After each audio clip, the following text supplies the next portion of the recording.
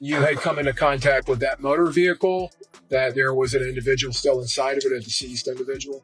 Correct. That's Alicia Andrews, the sole woman among those charged in the murder of Julio Foolio. She's facing a potential life sentence, yet during court proceedings, she actually laughed when videos of Foolio's lifeless body were shown. What she said next left the courtroom in stunned silence, and rumors are swirling on the streets that payback is already in motion. In this breakdown, we'll explore why she laughed, what she said, and what could lie ahead for her. Picture this. The courtroom is dead quiet as surveillance footage plays on the large screen.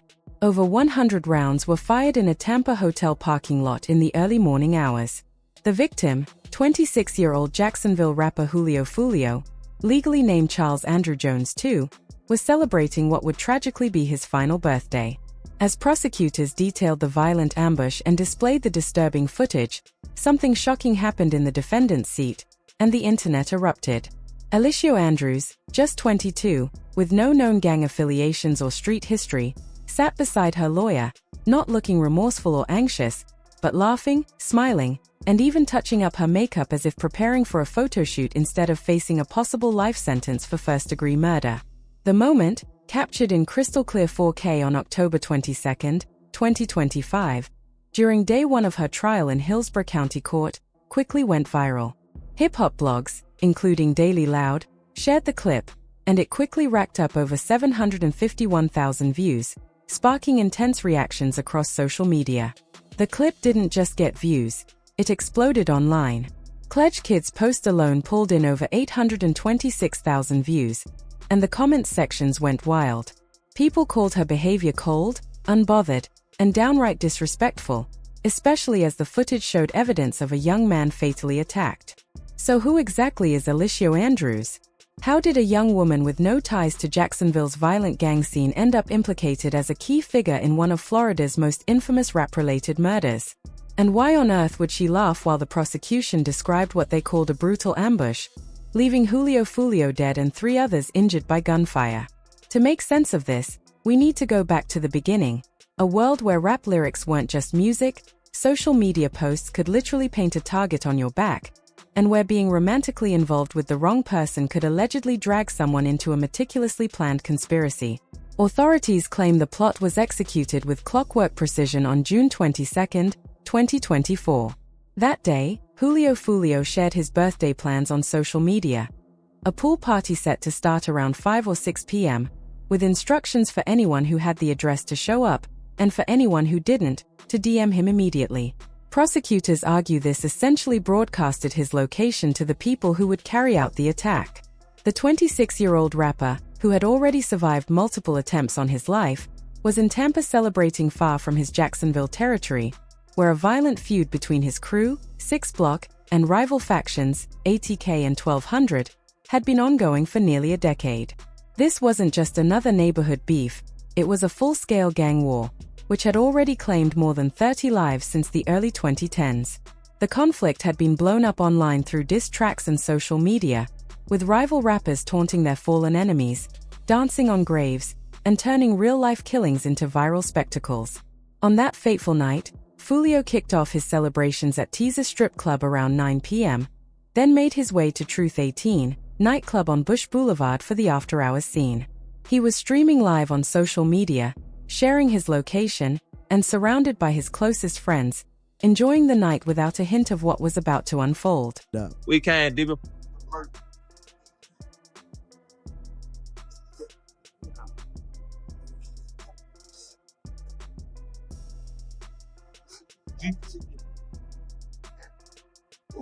Deep as hell, 20 deep. Meanwhile, roughly 200 miles away in Jacksonville, a group of 5 individuals had already set a meticulously planned operation in motion.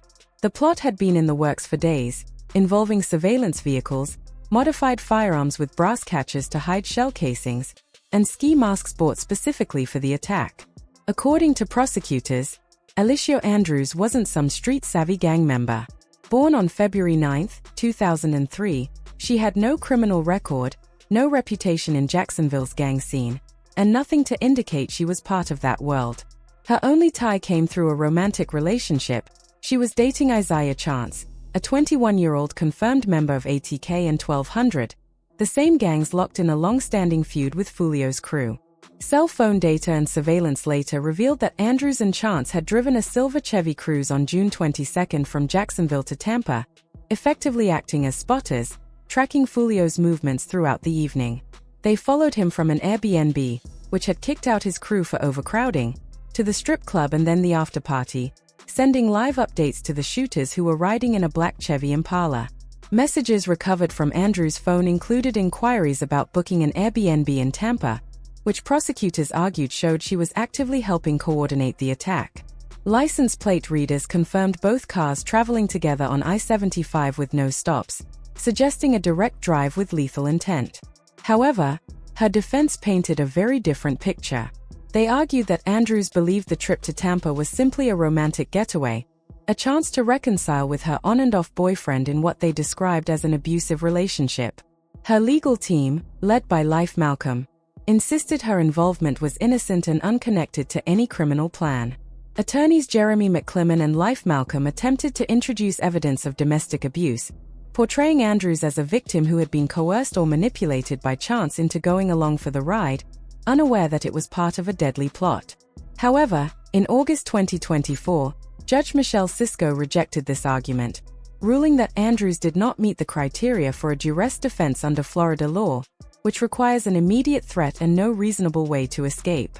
The court ultimately determined that she had an active role in the events involved. Alicia Andrews, these are her co-conspirators. Rashad Murphy, Davion Murphy, Sean Gaithright is her boyfriend at the time, Isaiah Chance.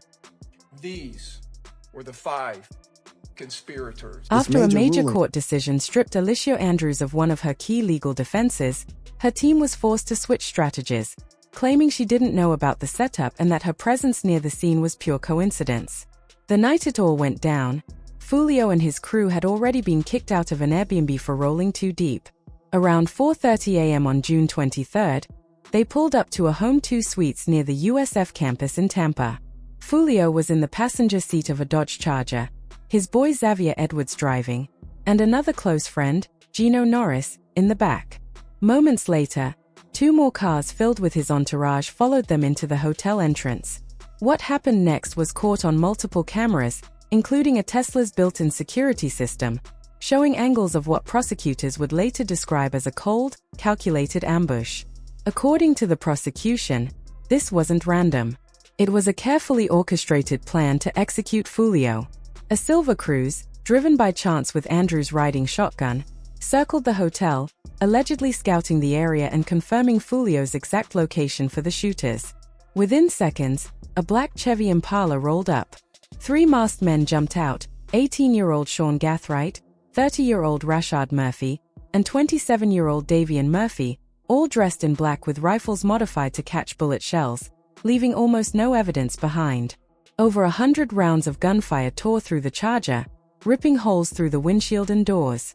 Foolio was hit multiple times. Bullets pierced his heart, lungs, and liver. Edwards tried to drive the damaged car away but didn't make it far. He was hit too, as was Norris. The attack lasted mere seconds, a brutal, military-style hit that left Foolio dead at just 26 years old. After the gunfire stopped, the shooters escaped with precision. Andrews, Chance, and Rashad reportedly took a 3-hour Uber back to Jacksonville while Gaithright stashed the Impala at a relative's home. By midday, text messages started surfacing. One suspect sent a chilling message, "My thirst is quenched. Pop a bottle of Don Julio." They even posted pictures drinking Don Julio tequila, mocking Foolio's stage name and celebrating the murder. To understand how it got here, you have to know the history behind this war. 4 years, Jacksonville streets have been drenched in blood from the ongoing feud between Foolio's 6-block crew, known as KTA, and rival gangs ATK and 1200, led by rapper Youngeen Ace.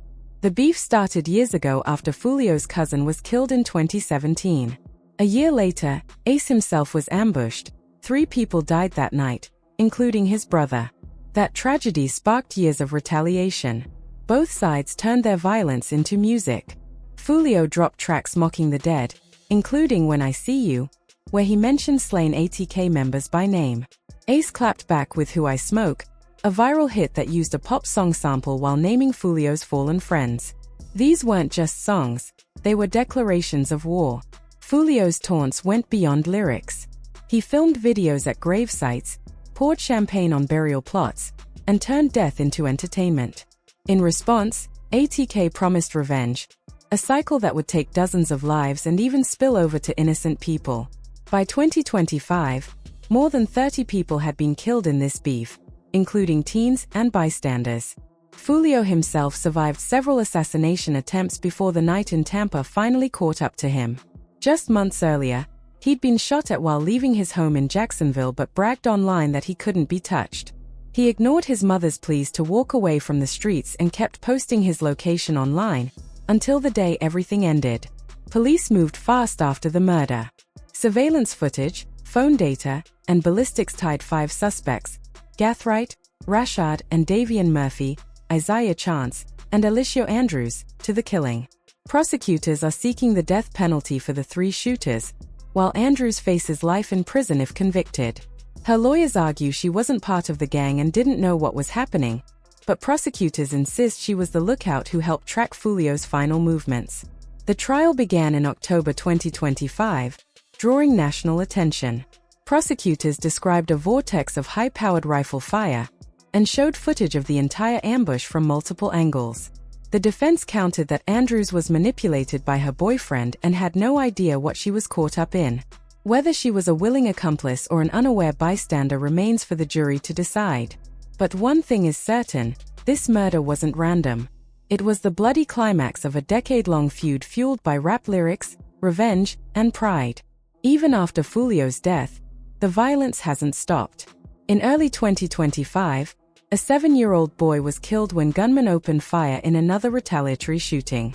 Innocent people continue to pay the price for a war that started with words and ended with bodies. Now, as Alicia Andrews sits in court facing the rest of her life behind bars, the world is watching to see whether justice will finally bring an end to one of America's deadliest rap feuds, or if this is just another chapter in a story that refuses to die. Foolio's final moments, celebrating his birthday in a Tampa parking lot, marked the end of an artist, a soldier of the streets, and the beginning of yet another cycle of revenge. Thank you for watching. If you found this story gripping, make sure to hit that like button, subscribe, and turn on notifications, because there's more truth, more stories, and more madness coming your way.